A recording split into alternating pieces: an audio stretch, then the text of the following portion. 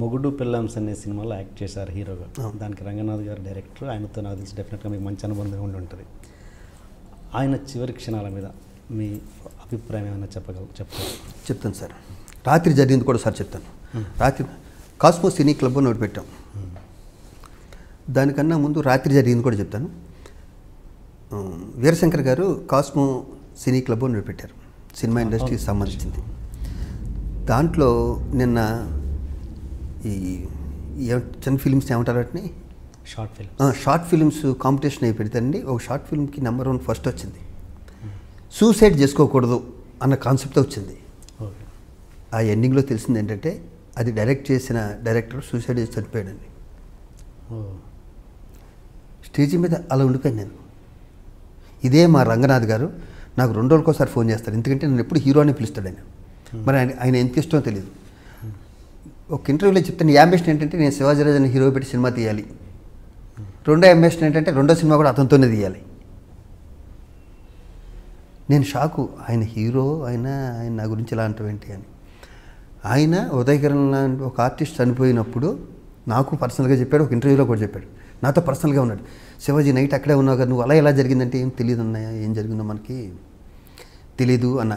ఆయన ఒక ఇంటర్వ్యూ ఇస్తూ ఉదయకిరణ్ సూసైడ్ చేసుకోబోయే ముందు నాకు ఫోన్ చేస్తుంటే నేను సూసైడ్ చేసుకోవడం తప్పు, చేసుకోవద్దు అని అతను మార్చేవాడిని అన్న వ్యక్తి ఆయన సూసైడ్ చేసుకుని చనిపోయాడండి. అంటే మరి ఆయన ఏం బాధపడ్డాడు ఆ క్షణంలోనూ. నాకైతే ఆయన చనిపోవడం అనేది నేను ఒక 4-5 రోజులు మనిషిని కాలేకపోయాను. నేను ఈ విషయంలో కూడా ఒకసారి కొంచెం నేను ఆయన్ని చనిపోయాకండి, ఆయన ఇల్లు చాలా దూరంగా ఉంటుంది, చాలా మలుపులు మలుపుతారు. ఆ మిస్సెస్ చనిపోయినప్పుడు ఎంత అద్భుతంగా చూసుకున్నాడంటే మిస్సెస్ని అంతలా ఎవరు చూసుకోలేరు, రంగనాథ్ గారు చూసుకున్నట్టు. ఆవిడకి నడుం కింద ఏదో పని చేయదండి, తనకి వీల్చైర్లోనే. మహానుభావుడు ఎంత గొప్పగా చూసుకున్నాడు. ఆ సినిమా ఆయనతో చేయటం, ఆయనతో జర్నీ చేయటం వల్ల నాకు కొన్ని విషయాలు. మిస్సెస్ చనిపోయినప్పుడు అండి నేను ఆయన దగ్గరికి వెళ్ళా, సందులు తిరిగి ఓ చోట ఎక్కడో లోయర్ ట్యాంక్ బండి చెట్టు వెళ్ళిపోయి వెళ్ళమని వెళ్ళాను. నేను వెళ్ళిన ఒక అరగంటకి చిరంజీవి గారు కూడా వచ్చారు. చిరంజీవి గారికి చాలా ఇష్టం ఆయనంటే, రంగనాథ్ గారు అంటే. ఎందుకంటే వాళ్ళిద్దరు కలిసి సింగపూర్లో ఏదో సినిమా చేసినప్పుడు రూమ్మేట్స్ అంటండి. నాతో ఇప్పుడు రంగనాథ్ గారు చెప్పేవారు. ఈయన చనిపోయాక నేను ఆర్టిస్టులు అందరూ అక్కడికి వెళ్ళారు కదండి, చాలా కన్ఫ్యూజ్ అక్కడికి వెళ్ళటం. ఆయన్ని తీసుకొచ్చి డెడ్ బాడీని మూవీ ఆర్టిస్ట్ స్టేషన్ దగ్గర పెడితే ఒక పెద్ద వ్యక్తి అడిగాడండి, ఎందుకు తీసుకొచ్చి ఇక్కడ పెట్టావు అన్నాడండి. చాలా పెద్ద వ్యక్తి. ఎందుకు తీసుకొచ్చి ఇక్కడ పెట్టావు అన్నాడు. ఏంట్రా అన్నావు, చెప్పు పగిలిపోద్ది నా కొడక కొట్టానంటే. రేపు నువ్వు పోయినా కూడా ఇక్కడే పెడతారు, గుర్తుపెట్టుకో, నేను ఉంటే. అలా చూస్తున్నాడు. అతని ఉద్దేశం ఏంటి చెప్పమంటారా? ఈలోపు ఎవడో ఫోన్ చేశాడు, శివాజీరాజాన్ని హీరోగా పెట్టి తీశాడు కదా ఆయన, అందుకని ఇక్కడ తీసుకొచ్చాడని. ఈ ఎదవగా తెలియదండి వీడికి, ఈ లఫ్ట్ గాడికి. ఆయన ఇల్లు చాలా దూరం, ఇండస్ట్రీ వాళ్ళు అక్కడికి వెళ్ళి చూడాలంటే చాలా కష్టం, అందుకని తీసుకొచ్చి ఇక్కడ పెట్టాడని.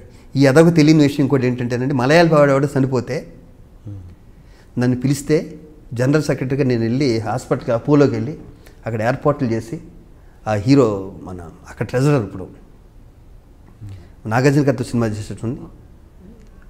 నాగార్జున గారి సినిమా వచ్చిందే, దానికి ఎవరైనా డైరెక్టర్ అంటున్నారు. దాని డైరెక్టర్ కదా పాపం, దాని డైరెక్టర్ వంశీ పడిపల్లి గారు హీరో అండి, మన కార్తీ వాళ్ళు ఉంటే నేను పిలిస్తే అక్కడికి వెళ్ళి మీకు ఏం కావాల్సి నేను ఉన్నాను సార్ అంటే, సార్ మా మలయాళ ఆర్టిస్టులు అందరూ కూడా ఇక్కడే ఉన్నారు, కొంతమంది తమిళ ఆర్టిస్టులు ఉన్నారు ఇక్కడ, మీ అసోసియేషన్లో పెట్టుకుంటారంటే బల్లేవారండి, మా బాధ్యత. భారతదేశంలో ఏ నటుడైనా మాకు ఒకటే, మేము సగౌరవంగా ఇక్కడి నుంచి పంపిస్తామని అని చెప్పి నేను తీసుకొచ్చండి ఆవిడ్ని, ఆ మహానటిని తీసుకొచ్చి మూవీ ఆర్టిస్ట్ స్టేషన్ దగ్గర పెట్టి అన్ని ఏర్పాట్లు చేసి పంపించాను. అంతేండి, నా తెలుగు ఆర్టిస్ట్ని చేయనండి నేను. అది ఆ చెత్త నా కొడుకు తెలియద్దండి ఆ మాట అనే ముందు, ఆ ఎదవకి. నాకన్నా గొప్ప నటుడు, నా కాలు గుడ్డుకు కూడా సరిపోడు ఎదవ. వాళ్ళు మనుషులు కాదండి వీళ్ళు కొంతమంది. అసలు ఎదురుగుండా డెడ్ బాడీని పట్టుకుని ఇక్కడికి ఎందుకు తీసుకొచ్చామంటాడండి. నేను కొట్టేస్తాను సార్, నేను సాగలేను అసలు, వెనక ముందు చూడను అసలు. నేను చాలా షార్ట్ టెంపర్, ఎందుకు ఆగాను ఆ రోజు. నాకన్నా పెద్ద పోస్ట్లో ఉన్నాడు అని ఆగాను అంతే. మెట్లు మించి కొట్టుకుని తీసుకొచ్చాను కిందకి.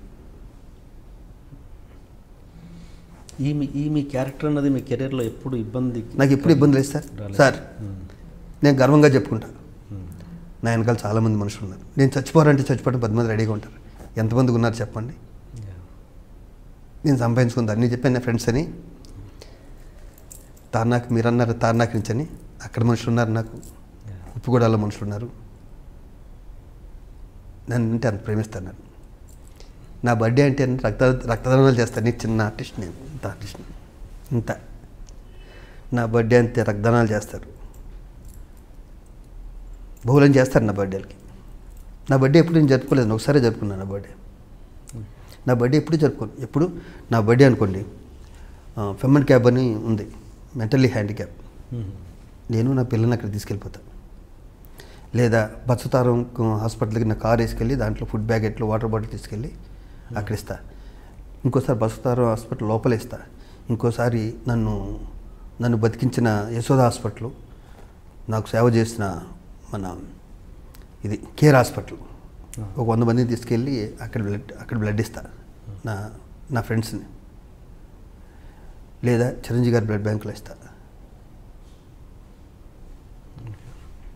అంతేగాని నేను బర్త్డే కేకులు కోసేసి 10 మందిని పిలిచేసి మందు తాగేసి నాకు అన్నీ చేస్తా, కానీ నా బర్త్డే చేయను. ఆర్భాటాలైన సినిమా ఫంక్షన్ కూడా నేను పెద్ద అటెండ్ అవును సార్. ఒక చిన్న నా మెంబర్ కాకపోయినా ఆడు జూనియర్ ఆర్టిస్ట్ అయినా సరే, ఆడు కుంట్లో బాగాలేదంటే వెళ్ళిపోవచ్చు, చూసి వస్తాను. ఎందుకంటే చిన్న కాన్ఫిడెన్స్ వస్తుంది ఆడికి, దాని నుంచి బయటపడతాను, నమ్ముతాను నేను. నాకు ఇంటర్వ్యూలోనే స్లిప్ అయిపోతాను ఒకసారి. నాకు పూరి జగన్నాథ్ ఈ మధ్యన చెప్పాడు ఒకటి, చాలా గొప్పది. అది అనుభవంతో చెప్పింది పూరి జగన్నాథ్. ఇంటర్వ్యూ స్టార్ట్ చేసినప్పుడు చాలా చాలా స్ట్రిక్ట్గా చాలా జాగ్రత్తగా చెబుదాం అనుకుంటాం. ఒక అరగంట పోయాక ఒకలా ఉంటుంది, గంట పోయాకలా ఉంటుంది, గంట పోయాక కాంట్రవర్సీలోకి వెళ్తామని. నాకు ఇందాక నుంచి పూరి జగన్నాథ్ లోపల 1.5 hour అయింది, ఏం తప్పు మాట్లాడలేదు, కానీ పూరి జగన్నాథ్ దొలుస్తున్నాడు లోపల ఇందాక నుంచి. ఈ మధ్యన ఇద్దరం కలిస్తే ఏదైనా ఇంటర్వ్యూ చేసినప్పుడు చాలా జాగ్రత్తగా ఉండాలి. ఫస్ట్ అరగంట జాగ్రత్తగానే ఉంటుంది, దాని తర్వాత అయిపోయింది కదా, ఏదో చెప్తే ఏదో చేద్దాం అన్నట్టు. ఇంత గుర్తొచ్చాడు పూరి. నెక్స్ట్ ఆయన ఉంది, చూద్దాం ఎంత జాగ్రత్తగా ఉంటారు.